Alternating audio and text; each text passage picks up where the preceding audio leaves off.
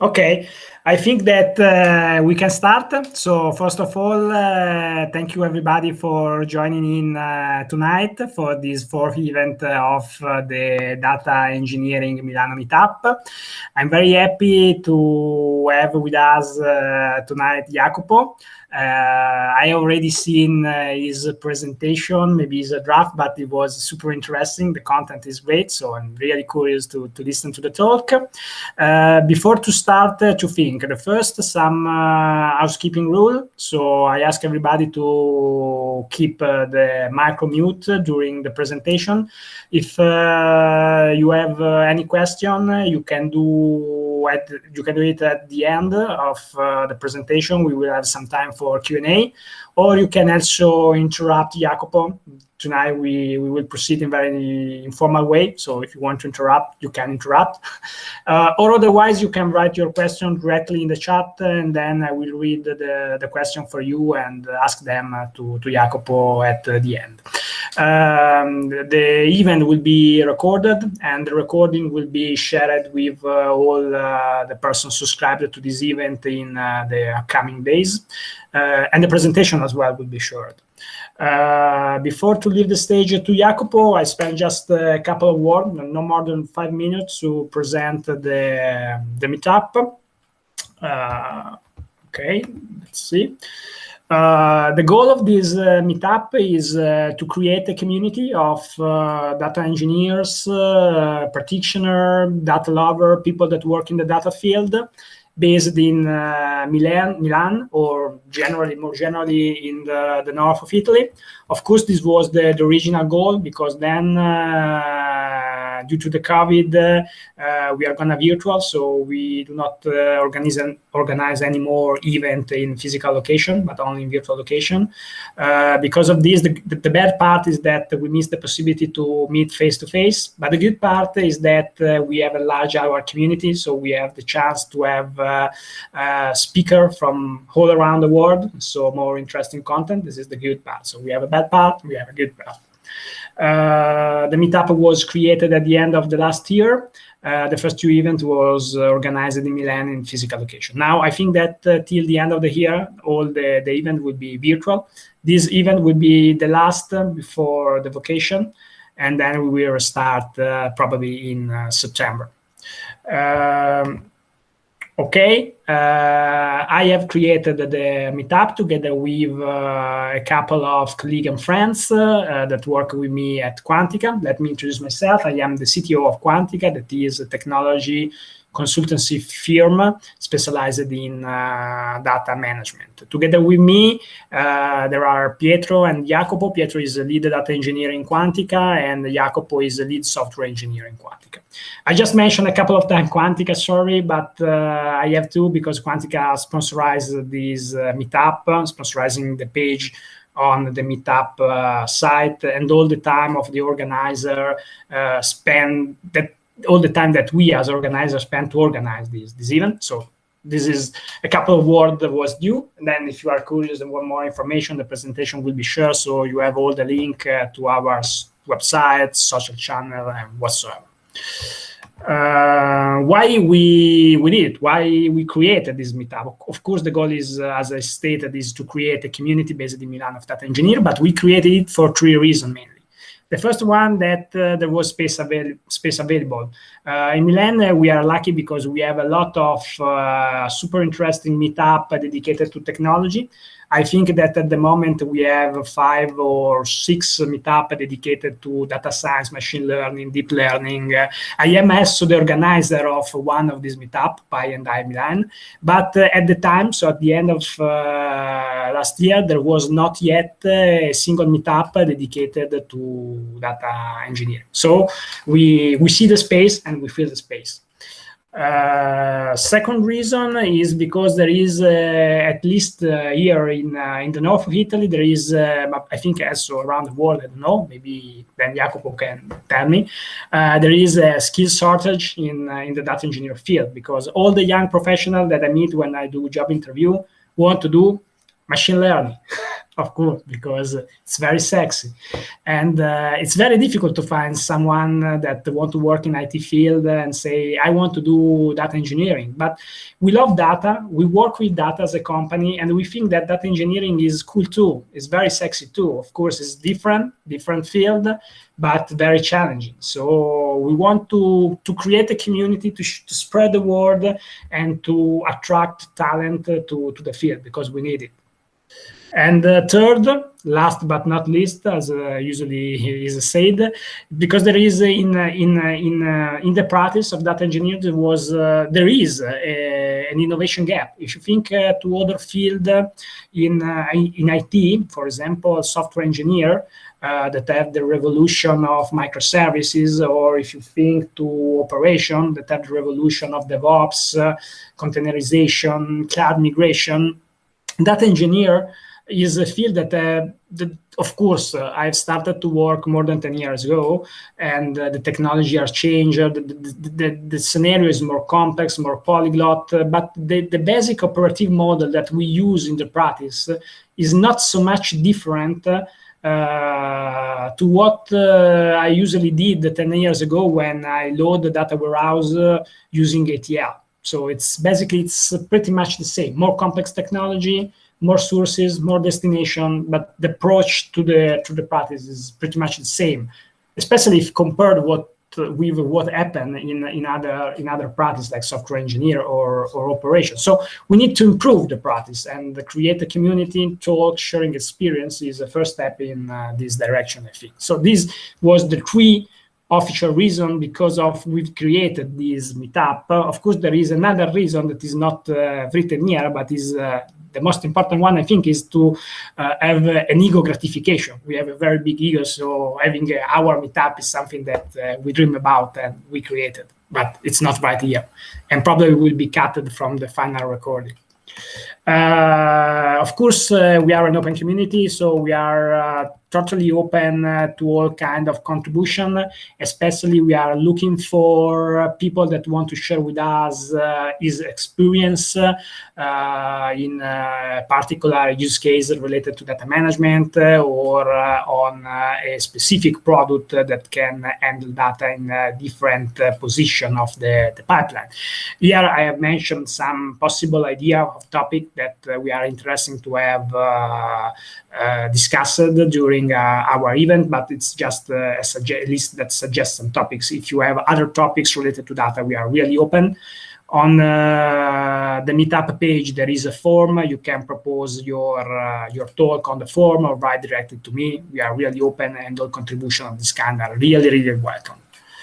So as I promised, I think that the introduction is finished. So it's the time for Jacopo. I leave the stage to Jacopo, and I stop sharing my presentation. Jacopo, if you want to try to share your presentation, and then you can start whenever you want. Yes, thanks so much. One sec.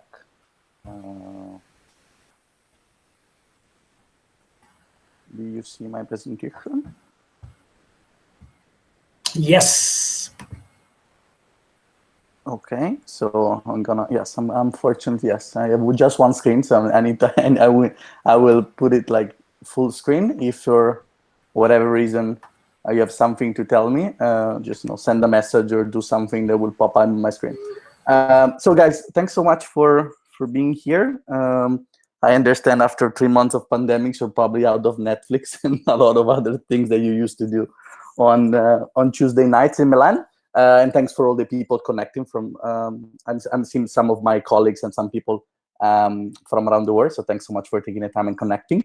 So first of all, thanks to Andrea Gioia, which we're gonna call you Andrew Happiness today, to keep in spirit with the English choice, for the invitation to talk to this meetup, and for the chance that this meetup gave me to go back 1 year after Tooso acquisition to our old slides and all our pictures. All the pictures you're gonna see here are pictures from our private collections. So it was really funny actually to go down memory lane and pick them. Before starting the actual talk, just a bit of a word on what's gonna happen today.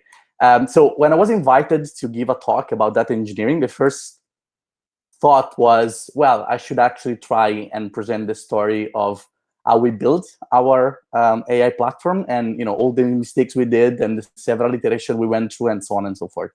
Then I realized there's already some materials out there. As we open source some code, write some blog posts. Luca, we're going to talk about Luca later, but Luca gave AWS This Is My Architecture talk last year. So there's already quite something on that. And I realized that there's a lot of things that we never talk about that still relates to data, but it's not exactly the engineering. And it's all the things that needs to happen before data engineering can be in place. And there's not many people are not there's not many people talking about that over the internet. And so I thought that my contribution to the Meetup, my contribution of giving back to the community would be on both sides. Sure, we're going to talk about engineering. It's going to be the second part of our talk.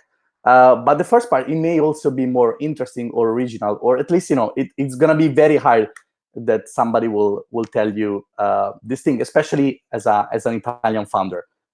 This Tooso is the story of our three founders, the one that you see in the picture. They look like dead people, but they're all alive. Actually, they're all in this call. Went from a basically garage Silicon Valley company, like in quite literally the sense of garage. Mattia actually slept in the garage of the house to being acquired by North American unicorn 2 years later. And there are not many Italian story of people in Silicon Valley growing a company there and having exit in North America. And especially the one that we have are typically not by super technical founders. So they're typically about very scalable product or typical SaaS model, while Tooso was an AI company in a sense that we're going to define later. So I think my contribution, hopefully, will be to tell you all the mistakes that we did as an AI company, and also the quite few things that we actually got right, because it may actually save you time if you want to build your own AI company or if you work in one.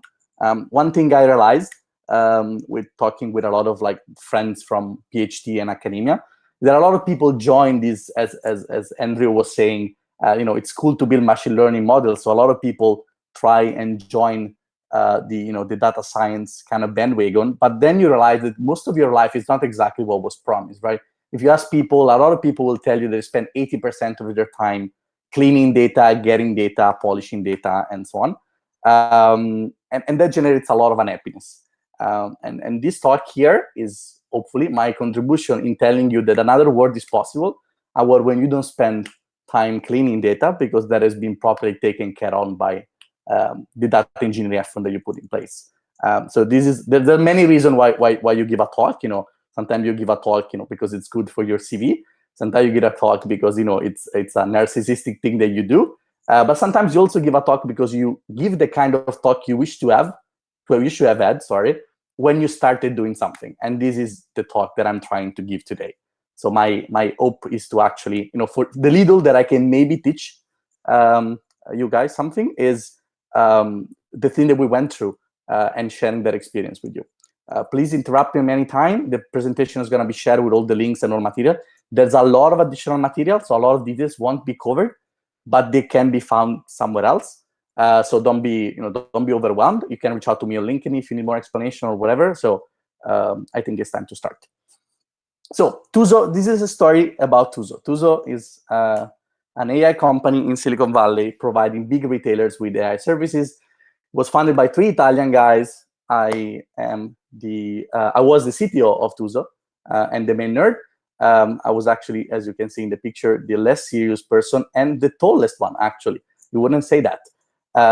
Also, Mattia looks like the guy from the Lord of the Rings, Legolas, in this picture, but now that he has normal hair, he actually looks much better. What happened to Tooso is that Tooso was acquired by Coveo after 2 years of activity. And Coveo, if you don't know what that is, nice marketing slides. So it's an AI-powered search recommendation and conversion engine. It's the biggest Canadian AI software company right now. We employ more than 500 people. We have more than 1,000 deployments. And in the last 2 years, Coveo raised approximately $300 million in funding. So we're growing aggressively in the AI and recommendation space. And Coveo bought Tooso to kind of bootstrap the new commerce a platform that Coveo is building out, and to somehow acquire the team, the data, and the intellectual property that the Tooso team have been developed on the course of 2 years. So when we started, so again, thanks, Mattia, for the pick. So when we started by building what is a B2B AI product company. So everything we're going to say today applies to this specific type of company. Doesn't mean that it's the only company you can build. It doesn't mean it's the only cool company, but it's a very specific type of company with very specific constraints. And I think that's where our life lessons can actually be useful for everybody. So what do we mean by B2B AI and product company? So a B2B company obviously is a company selling to other companies, not to consumers. So I don't know, ThoughtSpot or Salesforce are B2B companies. Tinder is not, right? An AI company is a company that provides services that adapts their behavior in time through data. Means that essentially an AI company make use of data to somehow evolve their service. Like X.AI, if you know what there is in an AI company, is Snowflake, which is an awesome company, but it's not. And finally, what is a product company? A product company is a company that provide or aim to provide standardized services to all their clients, scaling their solutions across all the deployments. Salesforce is a product company, and McKinsey, for example, is not. Is a consultancy firm. Again, there's no particular merit in the B2B versus B2C, AI, non-AI, or product versus consultancy. But it's important that we focus on companies that kind of have these three characteristics.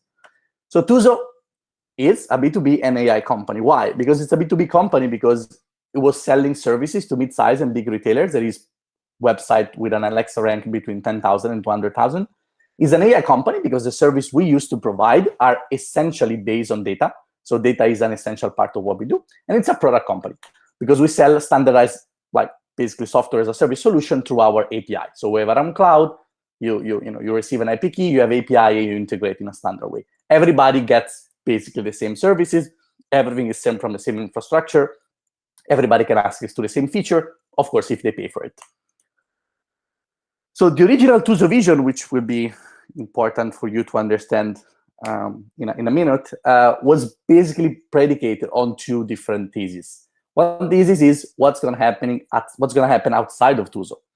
And our value proposition to our customers was you buy Tooso, you are an e-commerce, you have search, you have recommendation problems, and so on. You buy Tooso, and you're going to give everybody on your website the same experience that Amazon is going to provide, but without the same type of data or technological burden. So our sales pitch, simplifying it a bit, but the sales pitch was that you're never going to get enough data as Amazon does, and Amazon has like a competitive tech head start, so you're not going to feel likely. And so you can just buy Tooso, integrates our API, and you get the best of both worlds. On the inside, so what happens inside of Tooso is that also to give the outside benefit, we have this knowledge graph rule them all kind of idea. So what happens inside Tooso when you deploy different customers is that all the product data actually gets unified behind the scene to build a general intelligence for the target domain. In this case, it's retail. What does it mean? We're gonna discuss about this at length, but intuitively means that if I have a customer that sells sports apparel in English, because an American customer, I have a customer that sells sports apparel in Italian, so it's an Italian customer. If I know that scarpe and shoes are actually one and the same thing, I can reuse a lot of what I know about scarpe for shoes. Why is this important? This is important because, see above, a lot of our clients will never generate enough data by themselves to quickly produce ROI with standard machine learning model. So an important thing is transfer learning between different type of clients and development. And the idea that once you learn something about a concept, you really don't want to learn it again. So once you learn, for example, that sneakers are a type of shoes, you really don't want to somehow learn this again and again and again over all your deployments or over all the languages that you have. So data is very important because we don't get it that much compared to Amazon, but we still get it quite a few. And data is what really powers all our services. And the second corollary of these premises is that scaling is our main focus. I think this is a very important thing for practitioners in the field that's often, even among my friends, gets often confused. So it's a very different thing being a data scientist or a data engineer at Amazon and being a data scientist at Tooso. Why so? Well, for many reasons, but what is interesting here? Amazon sells directly what the results of their machine learning output. So if we improve by 0.1% conversion rate on recommendation system for Amazon, it's going to be billions of dollars that Amazon directly pockets at the end of the year. Second, Amazon controls everything. It's their website, so they control data end-to-end. They control the front end. They can do A/B testing infinitely, and so on and so forth. This is very different from somebody that built a B2B company who is a multi-tenant SaaS provider, like Tooso or, I don't know, Coveo or other people in the space, Algolia, Lucidworks, and so on.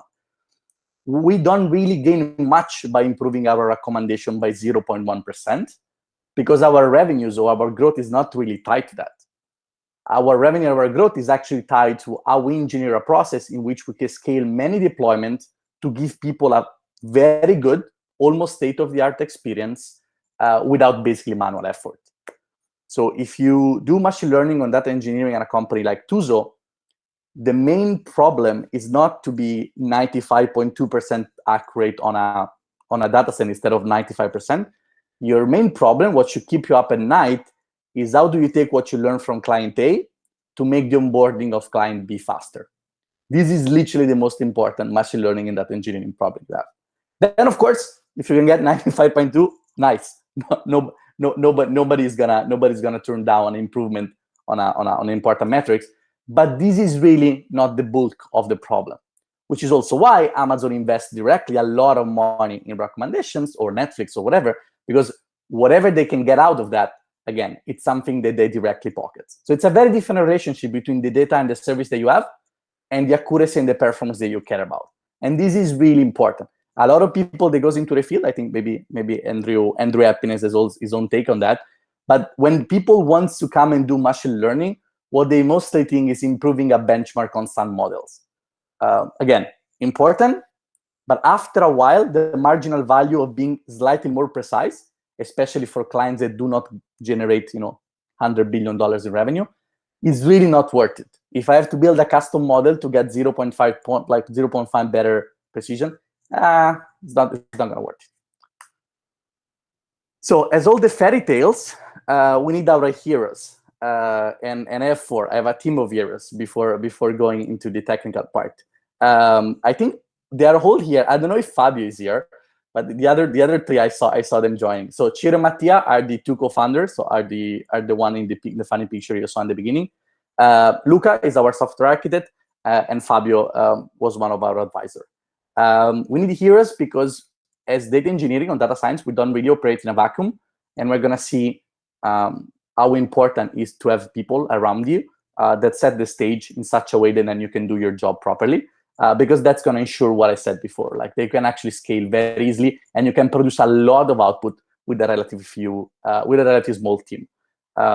Before anything else, like just know that the vast majority of the things you're going to see in the second part, so the practical part, are basically done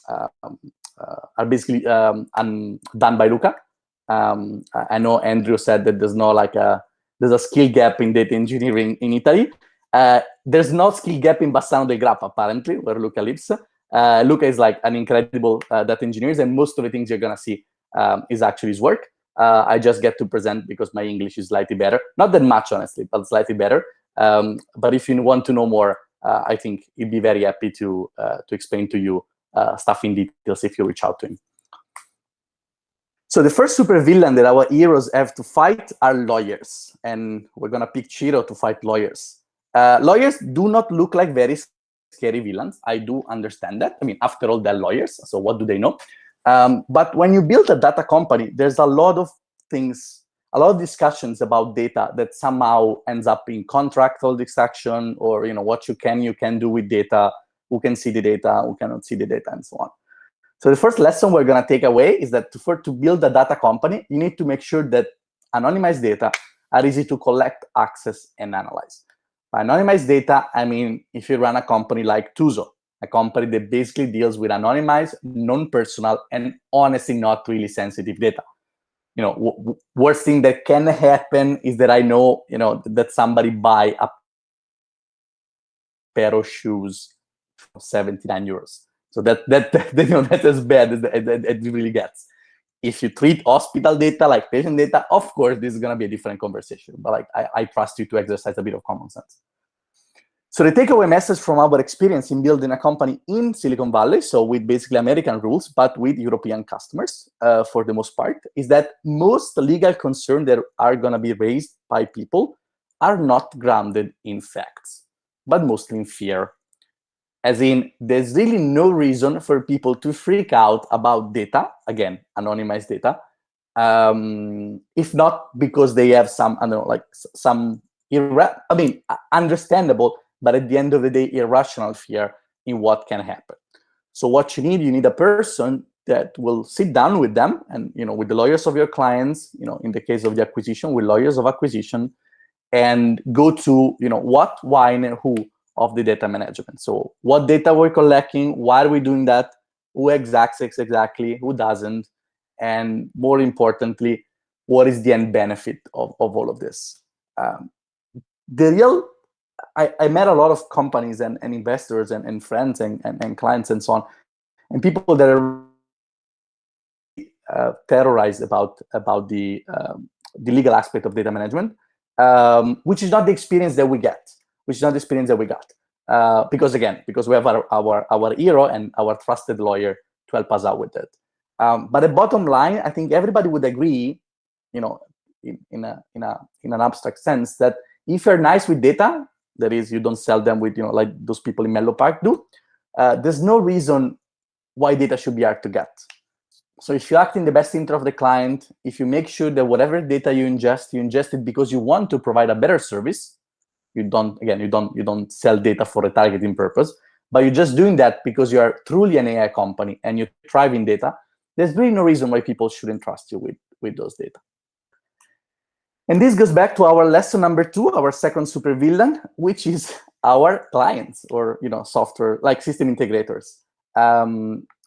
Once you establish that there's legal ground for you to actually work with data, and again, I think there's no doubt that can be done.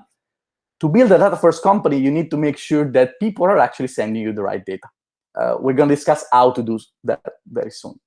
But the problem you're going to face is that clients rightfully want to get stuff done. So when they buy Tooso, they buy, let's say, a search and a recommendation API.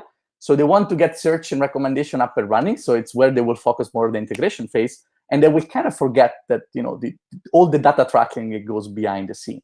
As we're going to see in a minute, Tooso will actually track every action that happens on a website. So even if you're not searching or if you're not recommending anything, Tooso will still follow in an anonymized, GDPR compliant, legal compliant way. We still follow every action that happens on a website, because it's going to improve the product and it's going to give us a lot of signals on which to learn interesting patterns. In the particular case of Tooso, remember that why people on Amazon search a lot.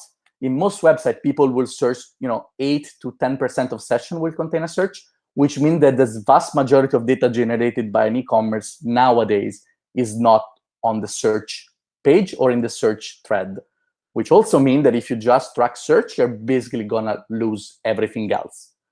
So what do you need a hero for? Well, you need a hero to sit down with your client or system integrator. They like you, they buy you, they bought you, so they surely like you.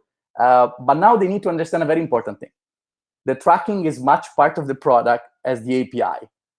Tracking is not fancy. Nobody should even notice that it's there. But it's super important for everything to work. So the message here: track everything and start immediately. It's if you work with B2B clients, it's a very common thing that you sign a contract in January and then you're gonna, let's say, change the search API in May because of development cycles that kind of goes in different phases. That's fine. But what is important is that you kind of decouple tracking from API. So one thing we learned, and actually we did it very well since the very beginning, thanks to Mattia, is that once people sign the contract, the first thing they're going to do, which means the week after, they're going to start putting our tracking software on their website. Why do we do that? We do that because if we go live on May, and now we have 3 months of data already, the first day in which our search and recommendation engine is working is actually going to be basically already fed with 3 months of data. Also, if we have 3 months to kind of ramp up data ingestion and so on, we have time to do monitoring, make sure all the data and all the job works properly, and so on and so forth. So remember, the fact that you sell API consumer-facing, in this case, consumer-facing, you sell them to a business, but they are consumer-facing, doesn't mean that you have to start tracking people when they implement the actual API. Actually, start tracking things as soon as possible. If you can ingest historical data, even better. And then, delay the main integration, like as you see fit. Again, see a lot of stories here, what clients want to do, what client doesn't. But in our experience, because of our hero, it wasn't never really a problem. Because if you truly are an AI company, client will pick you because of that. So client will choose you because you understand data, which means you are the sort of people, like, when they go on LinkedIn, they see that you actually understand it. There's all sorts of things that goes into being an AI company, like facts, but also marketing. Like, there's all sorts of signals that will tell people that you know what to do with their data. But once you sell your company as an AI company, the sales conversation will basically ease into an integration phase that should be at least in theory pretty smooth. Of course, if on the other side the people do not really understand what you provide through data, then it's going to be a problem, because every time you want to track something, you have to ask the people to change it. People will take years, and so on and so forth. And finally, the worst supervillain of all, which is ourselves. So to build a data-first company, what you need to do is you need to make sure that everything you do simplify 3 important things: data ingestion, like customers sending you data; data processing, how you process that; and data science, like doing the cool modeling. So ETL and data science are somewhat horizontal, meaning that we kind of now have an opinionated version of how a data stack will be. We're going to talk about that. But data tracking ingestion is heavily industry dependent, because it depends on what your clients actually do, what is their stack, what is their tools, and so on. So we needed heroes, Luca and Fabio, to fight our own ignorance, in particular my ignorance, of the best practices of our clients. I'm going to tell you in a second what that means. So originally, Tooso would give our clients different API to track different events. So for example, when a consumer on a website that we power will buy a pair of shoes, there would be like a purchase API that you need to hit in some way to tell us that the user buys something. And then when they have to do an add to cart, the same thing all over again, and so on. So we have multiplied this server-side tracking, and we kind of offload the burden to the client to actually integrate properly, sending the data, and so on and so forth. Fabio, our advisor, one day noticed that and was kind of horrified by our primitive way of doing things. And he suggested a very different thing. So given that everybody already has a thing called Google Analytics, you may be familiar with that.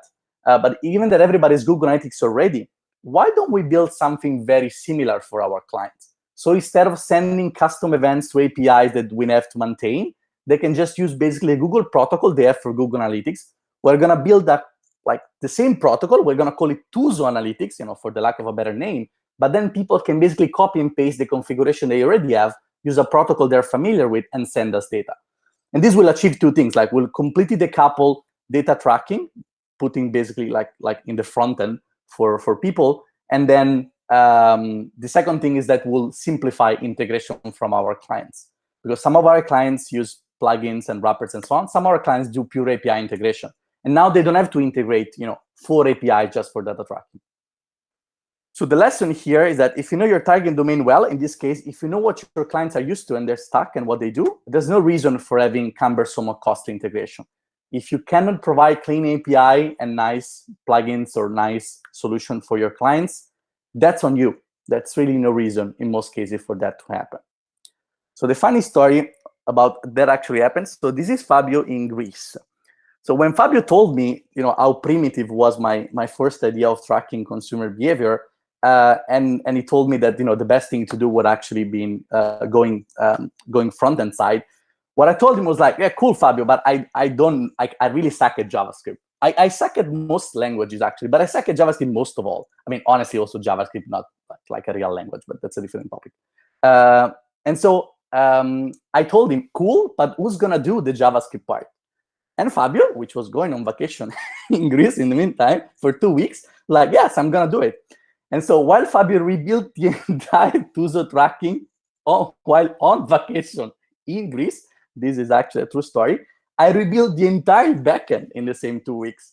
So what did I do is that I scrapped all our, add to cart, purchase, view endpoint, and I built a collect endpoint like Google does. And to do that, what did I do? I actually follow another Fabio suggestion. Fabio started to get interested in a thing that now everybody knows. They're called serverless. It's like, AWS Lambdas. But at that time, it was like a very, very new concept. And Fabio suggested me to look into that. And that brought what probably is the first worldwide pixel, like as in tracking pixel, that has been deployed on a Lambda. We actually open source that. There's a blog post. If you want to know the details of how you build a tracking pixel on the Lambda, we actually open source that, because I think we were honestly the first one in the world to do that. But yeah, so that what heroes are for. So Fabio on vacation, basically in Greece, basically overturned our entire tracking strategy. And the tracking strategy we still have now, up to this day, is basically a variation of that original, commits from an island in Greece. So the two takeaways that I want you to get is that if you build a B2B AI product company, very particular type of company, you need to do two things. Otherwise, you're doomed. The first thing, standardized contracts. Data access, data rights, and so on should be uniform across all clients. There's one contract that everybody signs, and that's it. Pretty much, when you join AWS, that's one contract for everybody. That's it. No discussion. That's what we're going to do. Second, standardized integration. So data ingestion, again, should be uniform across clients. And you need to talk to people that understand what your clients are actually used to leverage the industry best practice. In our case, it was basically two things. Build plugins. For example, if you know Magento is a popular e-commerce platform. And so we build a plugin for that. It's basically a wrapper around our API.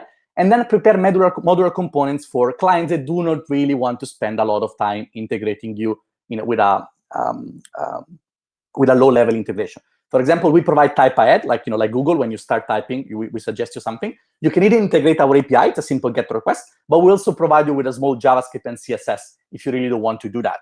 The JavaScript and CSS will also play nicely with our tracking library, so we'll actually send all the events related to that functionality. The general message is that you have to give clients a lot of tools to pick from, if you will, some way. You have to give clients the illusion that there's a lot of ways in which they can actually talk to you, which is true on how, but you never, ever, ever, ever should give client a choice in what to send. Never. Like, what to send is decided by the company, and everybody needs to somehow abide to that. You can make exception for everything, but I strongly, strongly suggest you never make an exception on data ingestion. A good test to know if you build a great data pharmacy is the following. Can I tell which integration my client is using from the data I receive? If I imagine sitting on my database and I look at client A and client B, one of my clients is using Magento plugin, and the other client is using like an handmade API integration. Would I be able to tell which one is it? The correct answer, obviously, is no. Like, no plugin, no wrapper, nothing you present should in any way tamper with how clean the API is. It should just be a way for our clients to be happy using your service, but we should never, ever, ever, ever add functionalities that is not in the pure API. And of course, the question for you is like, but what if client X comes along and it wants different contracts and it was a different integration, blah, blah, blah? Well, probably it's not a good client for you. And you should resist that as much as possible. Of course, to resist as much as possible a new client, it means that you need to have money in the bank, which is one of the reasons why B2B AI product company actually are expensive. I mean, I never said that this was cheap. So having, and also I never said that Tooso got everything right in the first place, quite the contrary. But having like significant investment to start with will actually give you the peace of mind of building a structure without depending too much on what you sell. Remember, every mistake you make in a standardized contract, standardized integration, may jeopardize or will be like a sunk cost, like for you for years ahead. Because at some point, if you keep on growing, you will need to go back and fix that integration of that contract, and it's going to be a pain. more of a pain probably than the gain you get from a subscription. So first part is over. I think I'm just, if you guys have any question, I'm super happy to answer questions about the philosophy that we just discussed. If you have any question, please open your mic, ask a question. Otherwise, we're gonna go into the second part in how we actually put all of these into practice at Tooso. I'm gonna count to 5. No, I don't see any question. I think that I'm great for now. It's what I like most is to see now how you create your data platform in a startup context, no? Because usually we have use cases of data engineers that work in a traditional company with a lot of legacy. And you say that one of your villain is your customer, and the super villain usually for data engineer that work in a traditional company is the internal customer, because it's more evil than the external customer. Because you can say, no, I have enough money in the bank, and this is my strategy of integration. The internal customer is really, really evil. It's a bigger problem. Yeah. You have not this problem; you have other problem, I think. Yeah, that's why, which is one of a corollary of this talk today, is that if you're not born a data company, it's gonna be fucking painful to become one. And very few company understand that. Very few company does that. If you don't set up your company to be a data company, it's gonna be very hard for you to change halfway. If you remember the first slide with the team. So one of the most important thing about a data company is that data companies are built by data people, which means by people that fundamentally understand, a different level of sophistication, obviously, not everybody's the same, but they fundamentally understand the value and the scalability of data. And if a company has been set up as a traditional company so far, it also means that a lot of choices and a lot of strategy is led by people who are not really data people. They may be the best salespeople in the world, the best engineering people in the world, but now data is kind of a different game. So yes, let's talk about what we did. So this is our stacked numbers. So at the time of acquisition, we were supporting 6 deployments in 4 languages. We process up to today 50 million event a day, which if you make the count is 18 billion a year. We have 83 million daily version products a year, which means that we ingest catalogs from our client. And if you sum up all of them every day for a year, we get to 83 million products. We serve 4 core API, 5 models. We have had dozens of evaluation activity, industry talk, blog posts. We have 1 patent, and we have several international publications in a variety of venues. And all of this has been achieved by 2 people, mostly, me and Luca. The point of this is not to underline, there's these 2 people probably work a lot and they are mildly competent. The point of this is to underline that if you do everything that we said before, standard contract, standard integration, nice plugin, and so on, 2 people can achieve a lot. Very few people with basically very few resources can achieve a lot, as long as they know, and this is the important thing, what they need to do themselves and what the platform can do for them. So everything that goes from here to the end, again, it is not really about what exceptional people can achieve. Luca is an exceptional, Luca is, again, one of the best data engineer in Northern Italy, probably, for sure. But it's not about that. It's about how very few people, whoever they are, provided they're mildly competent, can achieve if everything is set up for them to succeed.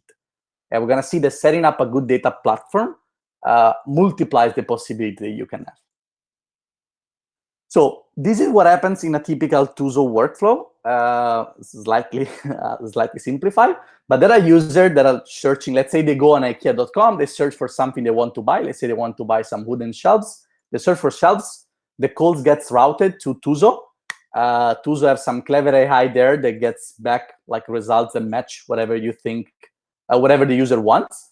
Our result may be personalized based on your previous purchases, maybe, I don't know, semantically smart, meaning that if you're looking for shelves, we can also return something that's closer, blah, blah, blah.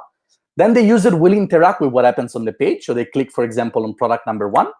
That data gets collected and gets feedback to our data platform, which again powers the AI for subsequent interaction. So they're pretty standard, machine learning workflow. We have several APIs, but they're kind of a variation of the same idea. Like we have an API that's consumer facing, it provides some consumer experience, and then we track whatever happens in that consumer experience. We have three main types of data at Tooso. One is behavioral data, which what we touched upon before. It's like everything that happens on an e-commerce. People browsing, people viewing a product, people buying, people clicking on a result page, and so on. Then we have product data. So these behavioral data are ingested obviously in real time.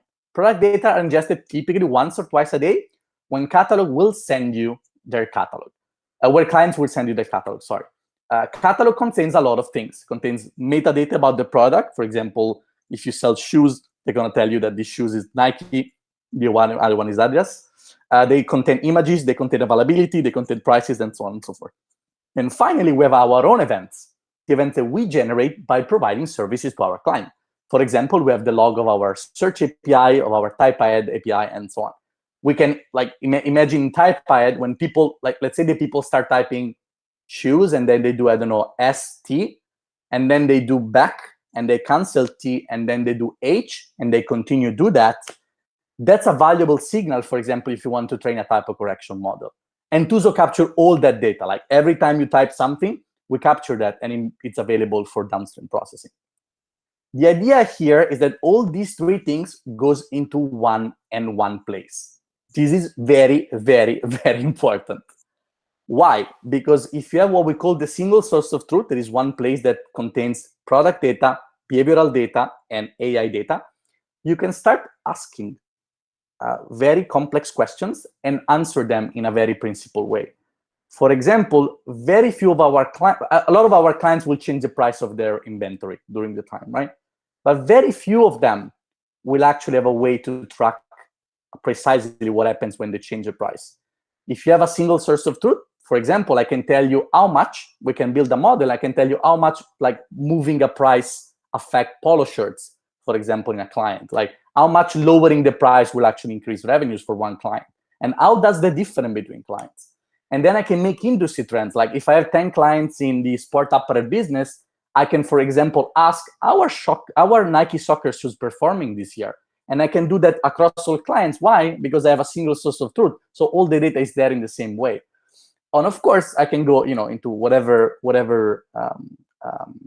detail I want with the search and the type-ahead API that we provide. For example, we provide a search API. When people search for Nike, I can ask, what is the product category is most associated with Nike? I mean, for example, for me, intuitively shoes, but maybe there are, I don't know, maybe you have an NBA store, and what the most click item for Nike is going to be an NBA jersey. You cannot answer this question with one SQL query or whatever language you want to use if you don't have a single source of truth. Like if you don't plan for all your data to be intercompatible between them and to talk one to the other. Of course, you may have questions. The first one is like, you guys at Tooso provide search services. What about index data? Like the data that, for example, is in our Elasticsearch. Index data, the data that is stored in the index, which typically is products, is there to be queried in real time, but it's not analytics data. I cannot stress this more. Indexes are not made for analytics workload. It's a very simple, if you think about it, very simple. Like if the only representation I have about the products from a customer is what's in the index, because what I can search right now, when the new day comes in, a new catalog gets ingested in the index, every properties of a product will be overwritten by the new catalog, which means that, for example, there's a price change, I wouldn't know. If there's an availability change, I wouldn't know. If there's a description change, I wouldn't know. There's no history or context in an index. The index is there to query a runtime to provide relevant results in an information retrieval setting, but it's nothing to do with understanding what's going on. Second, but what about lawyers? Well, remember the introduction. If all of this data complex joining and so on seems legally complex, it really is not. Again, most legal challenges are fear, not substances. Work with your clients around them. Like sit down with them, explaining why a single source of truth is the best thing for them. They're gonna get a lot out of it that otherwise they cannot get. Respecting like, trade secrecy, anonymization, and so on, of course. And finally, what about cloud cost? Well, now we have like a big database that needs to contain all of these, needs to take billions and billions of events, plus millions of products, plus, a lot of logs, and so on and so forth. Well, the truth is, cloud is going to cost, but data is your main asset, so you should not save on cloud. Again, I never said that building an AI company was cheap. Of all the things you can save on, like data is really the last one. If you need to save on data, you're either not a data company or you're really close to bankruptcy. So getting started. So we have 4 main principles when you design like analytics at web scale, and this is what inform every choices that you're gonna see in the AWS later on. So first, integration needs to be easy and fast, as we discussed. Reliability, we add a very, very small team, so we need to make sure that our system is running 24/7 with basically no supervision. We cannot afford to lose data. Again, data is the most important thing. Scalability, we need to have a system that somehow is able to respond to peaks in traffic and also to new client onboarding. So we don't want a system that once we add a new client, we have to go back and change the system. And finally, which is very important, I think it's very underrated, is what I call replayability, which means, philosophically means that later mistakes in the data should not compromise data quality. Practically means that your system should be built in such a way that you can always rebuild everything in a stateless manner if you realize some problem in ETL occurred. We're gonna see a practical example of that. Why is this important? This is important because it decouples 2 very different things. One is data ingestion, which is data sent by the client, which needs to be stored as raw as possible for eternity. And the other one is the data that everything in the company or all other services are gonna consume. Between these 2, there can be like a small, a medium, or a large transformation, depending on how complex is your stack. In our case, it's pretty complex. And you can make mistake in that transformation. But now, if I cannot replay all the events, from the beginning of time and kind of erase everything that happens after a transformation, now I'm stuck if I made a mistake, let's say last July, if I made a bug in the ETL.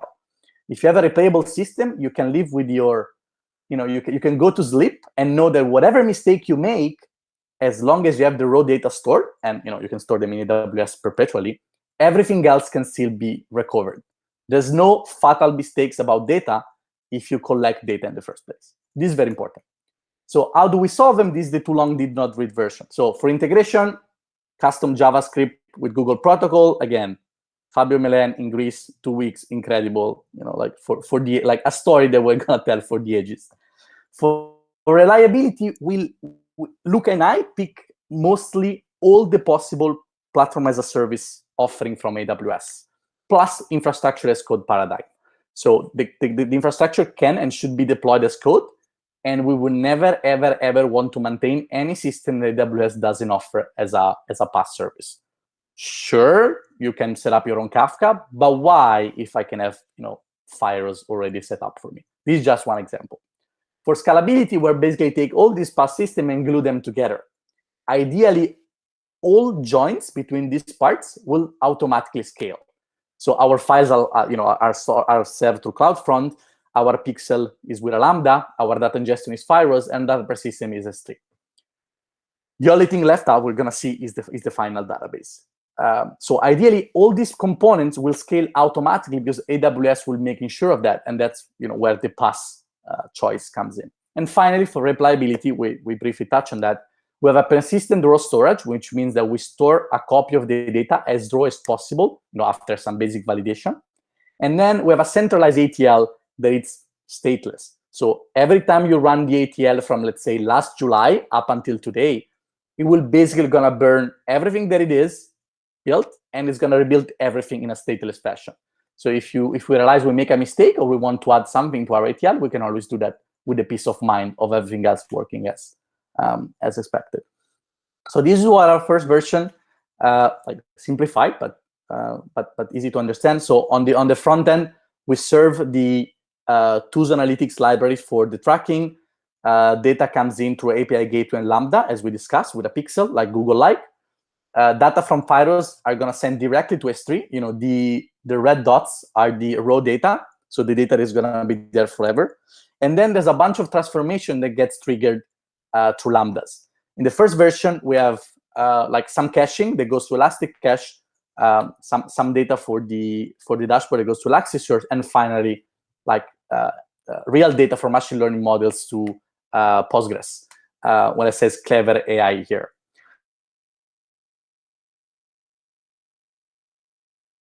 That at the we're ingesting data, Postgres will start like a bit clunky. You have to resize it, you know, periodically. Group by are super slow. You have to play with indexes and so on and so forth. Like you have timeouts. So it wasn't really working that well. And in fact, it was the only thing that it wasn't in autoscale of this whole pipeline.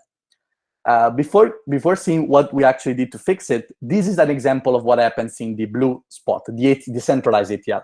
So on the left, you have the raw data from like Google Analytics like format.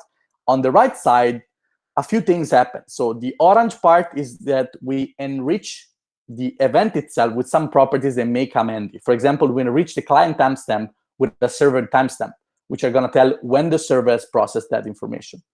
We're going to add new information that is not there, like, let's say for reverse geocoding, like we did in the green box. For example, we can add a zip code or a province. That's going to be useful later for doing geolocation analysis.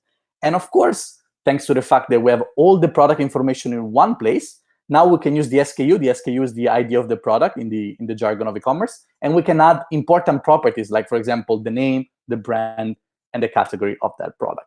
This data was not in the original data, but now we're sure that all the original data that comes in gets processed to the same pipeline, and all the data is consistently enriched. Again, this was working up until we basically try and onboard, like we decide to onboard our biggest client, which is an Alexa 12,000, I think, which is was significantly bigger than any of our clients before. So in particular, the problem is that it was very slow to make data exploration, was very slow to work with models, and it was very slow to work with data anyway. So everything was good up until the ingestion point, but everything on the experience as a data person was not like super nice. So what we did was basically we ditched everything after the raw part, which again goes back to replayability. Everything that goes from raw data, like from clients' raw data, can stay the same because it's basically just making sure data is stored. And we substitute with a slightly more complex architecture. So now we have ATL is centralized after the raw data and goes into a second S3 bucket, which will store the data as transformed by the ATL procedure. And now we have an EMR cluster. So basically, we're using Spark to process that data and transform it again into aggregation that can be used downstream for our dashboard, our cache, or our models. For job scheduling, we're using Airflow. We're deploying Airflow as a container in Fargate, and we store separately the scripts. So we have like a system with naming convention in which we have scripts for basically long, like big ass SQL queries preparing data. Airflow job will code those scripts, we'll run it on EMR, and then everything else will be processed every day, every 12 hours, every 5 minutes, depending on the type of jobs. Now, data exploration is done through Athena. If you know what it is, pay as you go BigQuery on S3. But you can also do it directly on EMR, right? Now the data is already being post-processed in an S3 bucket. So if you want, you can set up your own EMR cluster, you can attach your Jupyter notebook, and you can do data exploration with that. So it was a massive improvement because now everything here, again, scales basically automatically. So we kind of removed the bottleneck of the first version that I built. And this was basically what was most of Tooso infrastructure for almost 2 years of Tooso. But then we thought that we could still improve our infrastructure, and so we arrived at what is now like our last version of the pipeline, which is everything exactly the same. It's like 2.5. It's not even 3.0. But what we did is that we supplement our query abilities with Snowflake. I don't know if you guys are familiar with Snowflake, because I don't know how famous it is outside of Silicon Valley. We ourselves kind of get to know that like fairly recently. And what happens now that all our data, like all our single sorter tool, is actually stored in Snowflake table. So if you want to do that exploration, you don't have to go through AMR anymore. If you want to build models, you don't have to, like fight Athena, like timeouts anymore, or, use, like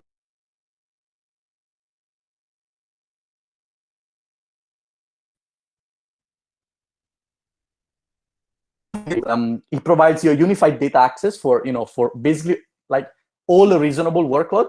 Again, we ingest a lot of data for most measure, and it's been totally fine for us. It provides you a unified data access for data exploration and model training, so you don't have to have different tools. You can just basically use the same. Very importantly, it allows you to avoid Spark as much as possible.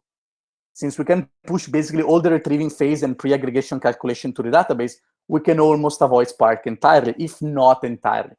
This is helpful because Spark, as much as is, historically important, history of distributed computer is super nice and blah, blah, blah. Spark is actually a bitch. Like, it's buggy. It's a lot of, especially the one hosted by AWS, like cluster gets shut down. It's impossible to debug. When you train a model there, then it's a problem how you serve it. Like working with Spark is actually really not a pleasant experience. Snowflake cancels all of that. We can work with big data, basically with your laptop and a container, just because you offload, like, much of the heavy lifting to the database.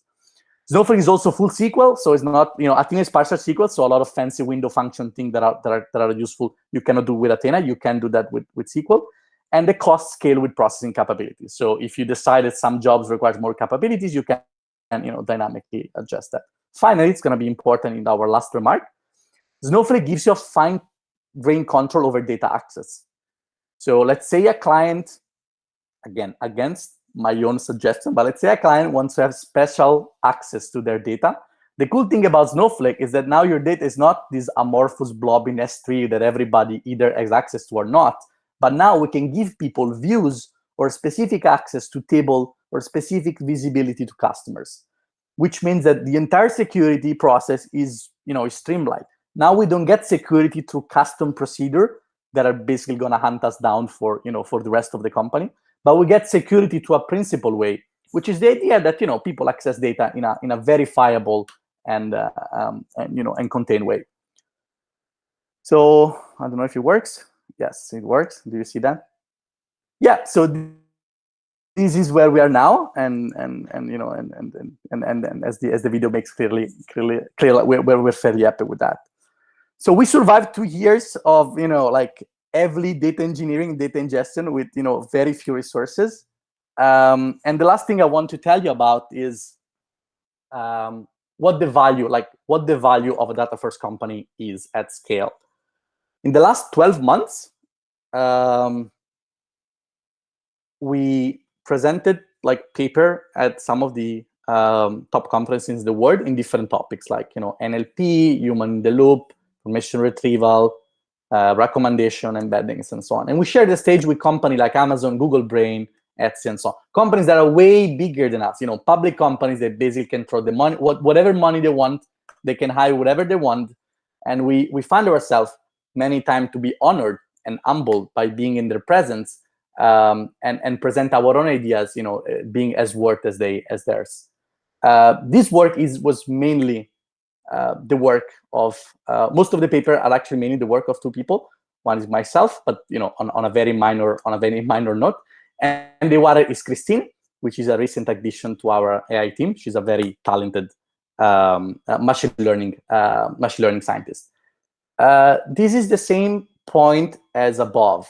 Like, does this mean that these 2 people are exceptional to achieve so much in so little? No, this is really not how it was done. This was done with people and collaboration across all our network. So all our papers are written one way or another with researchers from Microsoft, Bocconi, Stanford, Queen's Mary, Tilburg, and so on and so forth. So one way in which we can be so productive is actually by having more people involved in our work and kind of share part of our AI roadmap with their own interest, so that we can find common things to work on, and we can each get the best of both worlds, academia and industry.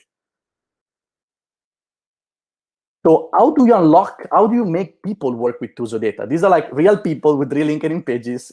So if you're curious who they are.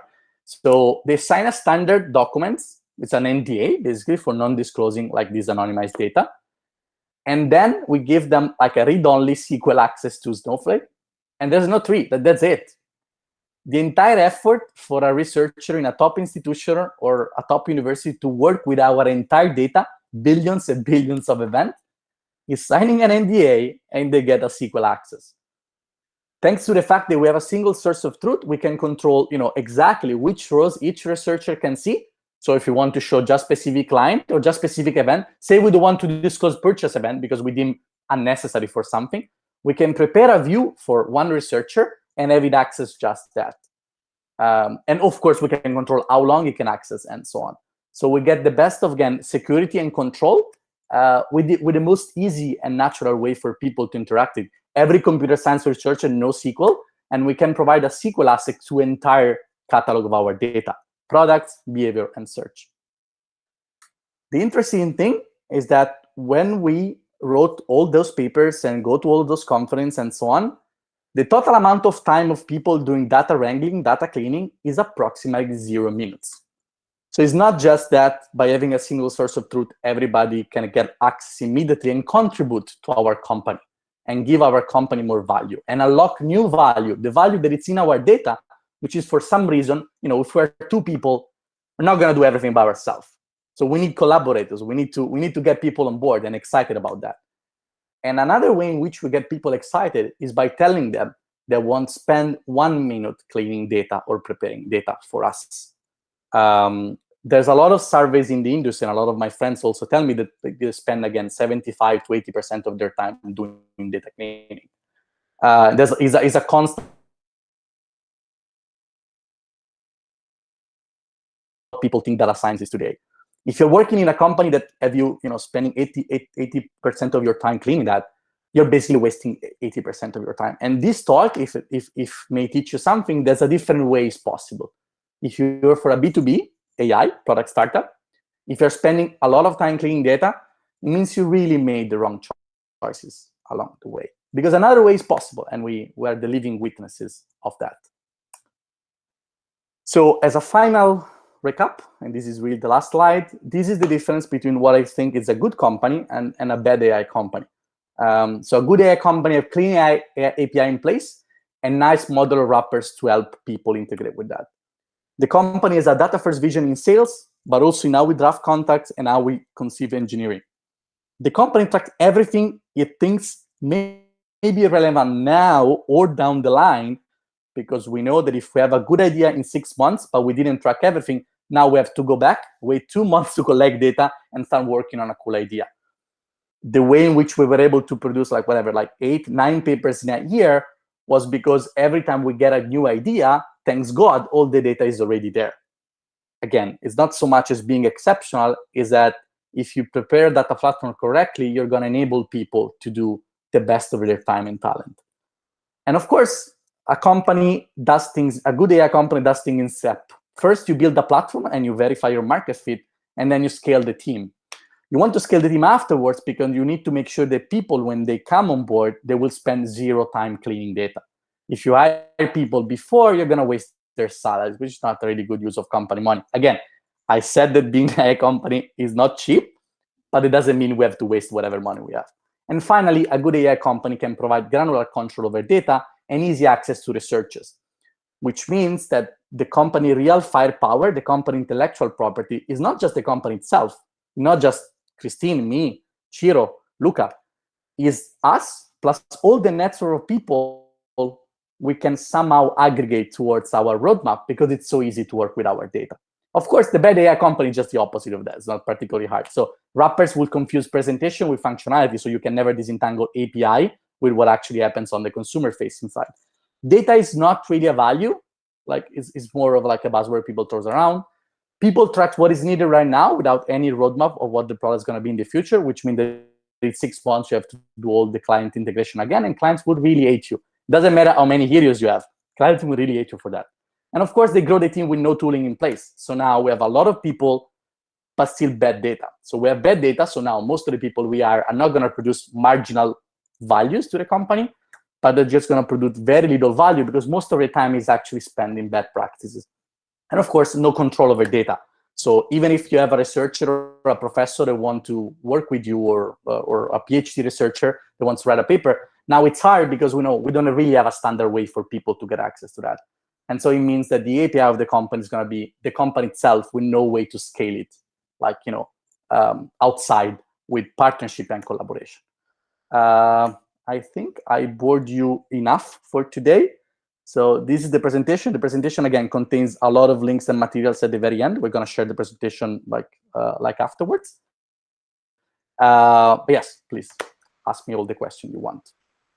Yes. In the chat, there are no questions. So if someone have a question and want to do directly, now it's the moment. We are in the Q&A. In the meanwhile, I have some questions.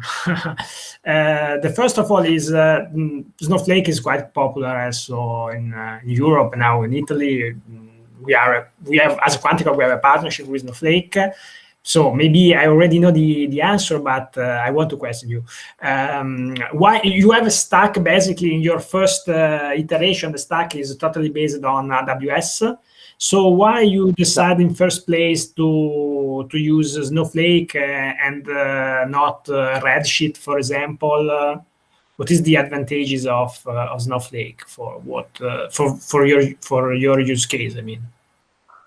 So it was like, serendipitous, as like Martin, one of our new clients, was like actually talking about the virtue of Snowflake, and so Luca and myself try to we talked a lot about getting rid of Spark at some point because we both ate Spark, because Spark again kind of introduced this developer environment where people are not happy.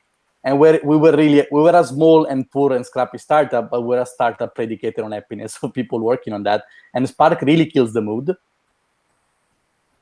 So we wanted something better, but Redshift is super freaking expensive, and it scales with a different business model than Snowflake. I mean, as you know, which wasn't maybe like exactly what we wanted to do for our own company. The real, and that's kind of like the general gist. But the real thing is that we tried out and we kind of fell in love with it. Like we used to use Spark and Athena before that, and it's fine, guys. Like in the great scheme of things, I've seen worse things. But then I think 48 hours that I tried out, I told Luca we should migrate to that. And 1 week later, we were on Snowflake. I never had an Athena query in a year now, or like something like that. And I don't even access our Spark. Like I don't even like turn on EMR anymore. For everything that I'm doing, either product or cutting edge research, Snowflake plus my laptop, or if I want like a container in the cloud, is more than enough for what I need. So yes, I really like Snowflake makes life easy, which is something that we really like. Yeah. And you load the data in Snowflake in a JSON format or already in a relational format? So you process the data outside of Snowflake with Lambda or AMR and then load into Snowflake, or use some editing process? Good point. So now in the Tooso stack, which data, like Snowflake is kind of like appendix at the end, right? The stack is exactly as before, plus we have Snowflake because, again, we like working with that. The new stack we're building inside of Coveo is like a different thing. Like Snowflake both receive the raw data and store that as a JSON inside it, and then you can use either directly like Snowflake streams or like Snowflake function to do a bit of ETL and then produce the post-processed data. Or one thing Luke and I are looking at is called DBT, like other way of like versioning your ETL process. But yes, no, in Tooso everything is done as before in AWS, and the last very thing, when everything is already done, it gets dumped to Snowflake, and then everybody queries Snowflake. Ourselves, our researcher, our network, everybody queries Snowflake. In the new version, a lot of things that you see in the diagram will basically disappear. Things will basically like directly go into the S3 connected to Snowflake, and then we're going to use either Snowflake function or DBT as if you want a more universal way of doing that to produce the final version. I really look forward to that. In Tooso, it didn't really make sense because again, technically the company got acquired like almost like a year ago now. So we didn't want to invest. I mean, we invest as much as we thought it was good to provide everybody like a good experience and unlock all the value that I said, but we didn't want to go back and change everything, knowing that the stack at some point is going to be decommissioned because of the acquisition. Yes, great. And another question is, I find really interesting the concept of repairability or reproducibility. We also strongly focus on that when we create our data pipeline. And I don't know if you know the blog post of Maxime Bouchen, the creator of Airflow on functional data engineering, that summarize this concept basically. What are the challenges that you face to create a repairability in your pipeline? It was easy, or you find some specific concern, problem, and make sure that the pipeline is reproducible in some way? Even the very first version, the one that is not even in the picture, the one with the with the add to cart, the one with the ugly endpoints that Fabio tear apart, had already like a small concept based on that. It was like one of the very early choices that we will never change for some reason. I don't know why we got it right the first time. Mostly, I mean, I wanted things to be replayable because I know that I write a lot of bugs, and I care a lot about data. So the only way in which these two things can actually coexist is that if data is stored and I can write as many bugs as I want afterwards, because I'm sure that I can always go back to the original data and replay that. I think we're at some, maybe Luca, I don't know if Luca is still there. Maybe Luca can elaborate on that. But one point that I remember distinctively was in the Spark version, when you want to reach like basically idempotence, so like when we want basically to redo the same thing without affecting everything. There was a bug in the Spark AMR version that would basically not delete, they would basically not do upsert, like just simplifying that. And it was actually about like we have some friends in AWS where we actually filed the bug. It was actually confirmed to be like a whatever bug. And now you are in the hand of AWS for for them to fix it. And so in that case, it was like a pain because our past solution of relying entirely on the provider, once the provider is buggy, now we have to do all sorts of unnatural things to make sure that the table is deleted and the new one is created. But we don't want to be stuck in the middle. Like we don't want to delete the table and if something happens to table creation, now we have the data there. Which is, again, something that technically Spark should do by itself, but in our cases, in the MR version that we were running at the time, wasn't happening. So yeah, that I think was our biggest obstacle of all of them. We also we are kind of like paranoid with timestamps and identifiers. So all events are tagged multiple times depending on when the client sends the event, when the server first receives it, when you do the sessionization, when you do the ATL, what the session gets applied, and so on and so forth. So on that, I think it was fairly well structured from the beginning. I mean, except the Spark thing. Yeah. Okay, another question last from my side, then I hope that there is another question for the audience. And are you monitor the data quality or you test your pipeline to find out if there is an error and you need to reload a portion of data or there is some not clean data? We used to have like two problems. Yeah, first, as data quality as in syntactically. We have very basic checks when we ingest data, but again, the strong focus we put on integration standardization, that's really not that doesn't really happen super much, right? Most of our data either comes from our plugin, which pre-calculates everything in the right format for the client, so it's fine. Or manual integration are typically followed by, at the time by me first and then Luca.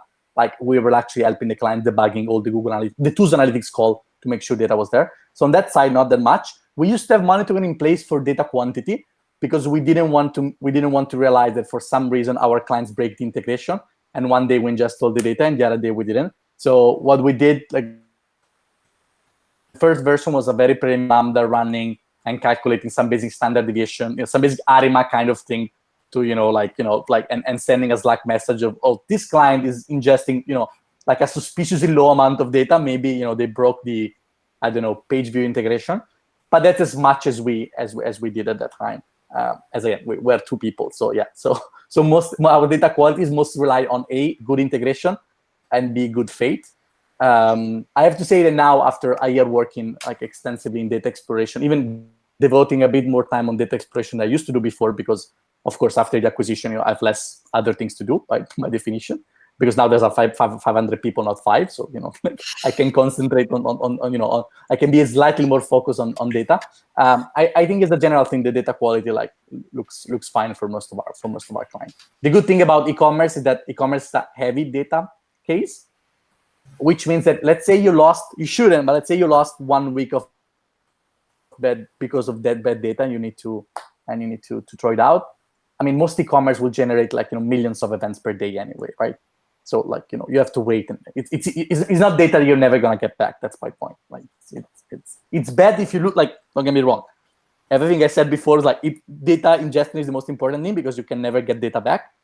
But if you lose it, or if we tomorrow we wake up and we realize 1 month was not good, the other 24 is going to be more than enough. It's not one of these cases when you have so few data points that if you screw up 5, you don't have a data series anymore. Yes. I think that the most important difference between a traditional company is that your architecture is data centered. Instead, in traditional company, there are a lot of legacy system, and they are application centric. So when we come to integration, you have to take the data in the format that the legacy system are able to handle. And so you have the same data in a lot of different formats. Integration is an afterthought. So you have a lot of work, a lot of cost to do integration. Instead, you have the ability and the possibility also to say, okay, at the gate, when the data is ingested, I want to have it in one specific format, and it's not possible for all the customer give me the data in a different format. So you can reduce the cost at the gate, basically. But that was like a hard, there was like the lesson from Fabio, because in the beginning we were very strong, you need to send this data in this way, but then we weren't doing anything to actually help the client doing that. It's a combination of two things. One is the attitude of never, ever, ever concede on data. I'm gonna make you a discount on anything else, but not on the data format that you send me. And the second is providing people, either through, in our case, both plugins and Google and Tooso Analytics integration, like a way for them to make it impossible to say no. Because I'm not being the asshole here telling you should send me data in this unreasonable format. I'm basically telling you should copy and paste your Google Analytics format. Change GA in TA, which is Tooso Analytics, and basically you're done. So I think sure, we got it easy, but we got it easy because we planned for it. And my point is that there's a lot of companies that are actually in our situation, but they never planned for it. Yeah. So why this may seem like an obvious step, afterwards in insight, a lot of B2B AI product company, even when they start up, they actually never think about that. And when it's time to work on a cool new feature, now you don't have the data because you didn't think about that 6 months ago. Now you have to wait 6 months to get the data. So I think it's a combination of things. Of course, our case handle itself to be solved in this way, but there's also a lot of genuine effort on our communication with the client, integration tools to make it easy. Yeah. Also because I think that in the first place, when you have to integrate some data that is not in the format that you want, and maybe you have a big deal or someone in the business that push a lot, it seems a small work to do a conversion of this data. But then you have to think also the maintenance and all the downstream operation and the cost that these generate. So it's not it's not just the cost to integrate the data in a different form when you ingest it in your system, but also the maintenance cost over in the time after. So it's a very important variable to keep on track. In our story, so we never consider anything on behavioral data, which is like an enormous quantity of data, especially for a company this big, this small. But we, on the other side, and I think that's interesting, we never force people to send us catalog data in a specific format. Yeah. So you can send whatever product, whatever CSV, JSON, XML format you have about your products. We're going to ingest that. You're going to just upload that as a zip file in our S3. We're going to give you write-only credential in a folder, and that's going to trigger our processing. So on that thing, we're willing to help you. On that thing, we're not going to ask you to change your PIM or your system to export data, because you probably already have a data feed. Like, let's be honest, you have a Google feed or whatever. We're not going to question that. Why? Because at the end of the day, if for a human to look at a catalog in JSON when there's things called product, and another catalog when it's prodotto, it's a very easy to write small script of pre-processing that uniform these syntactic variants, and then everything else will be okay downstream.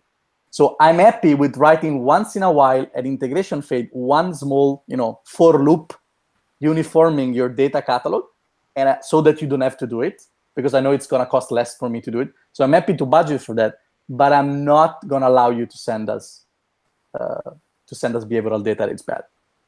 So we also made choices of not enforcing a custom like a field, but in all the occasion when there was actually like hurting our integration.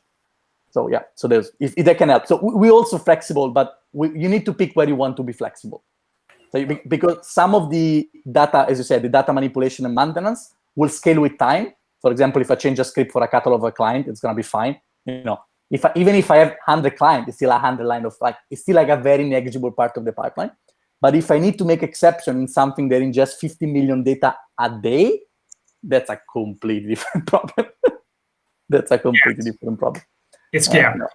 I don't know if there are any questions. We are at 8 p.m. So if is there some question, is now or never, I suppose. No, just joking. Jacopo is reachable from LinkedIn or whatever, but now it's the preferred moment if you have any question, or otherwise I think that we are at the end. Yeah, guys, if you want, like, reach out to me on LinkedIn or whatever, and we're gonna share the presentation, I guess, Andrew.